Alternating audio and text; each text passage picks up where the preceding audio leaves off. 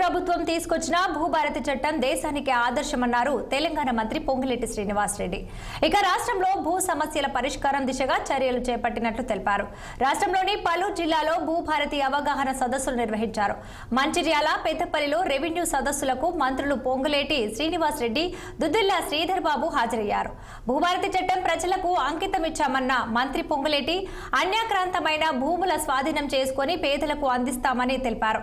ఇక దశాబ్ద కాలంగా పరిష్కారాలకు నోచుకొని భూ సమస్యలను సాల్వ్ చేసేందుకు భూభారతి తీసుకొచ్చినట్లు ఆయన పునరుద్ఘాటించారు.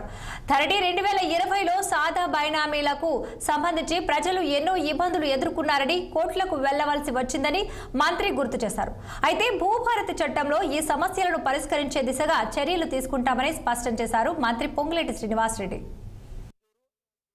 రాబోయే రోజుల్లో ఈ సాదా బైనామాల సమస్యని రాష్ట్ర వ్యాప్తంగా 9,26,000 అప్లికేషన్లు ఏవైతే ఆన్లైన్ లో ఉన్నాయో వాటిని పరిష్కరించే దిశగా మన ఈ చట్టంలో పేర్కొన్నాము.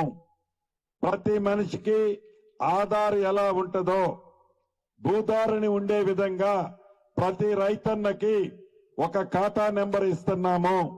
ఆధార్ నెంబర్ కొడితే ఆ మనిషి యొక్క వివరాలన్నీ ఎలా వస్తాయో ఈ భూధార నెంబర్ కొట్టినా మీ సెల్లో చూసుకున్నా పూర్తి వివరాలు ఆ రైతన్నకి ఆ సర్వే నెంబర్లో ఉన్న వివరాలన్నీ పూర్తిగా వచ్చే విధంగా భూధార కార్యక్రమాన్ని కూడా చేపట్టాము.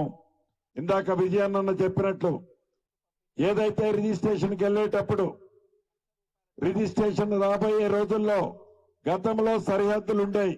సరిహద్దులతో రైతుల మధ్య అనేక పంచాయతీలు వచ్చాయి.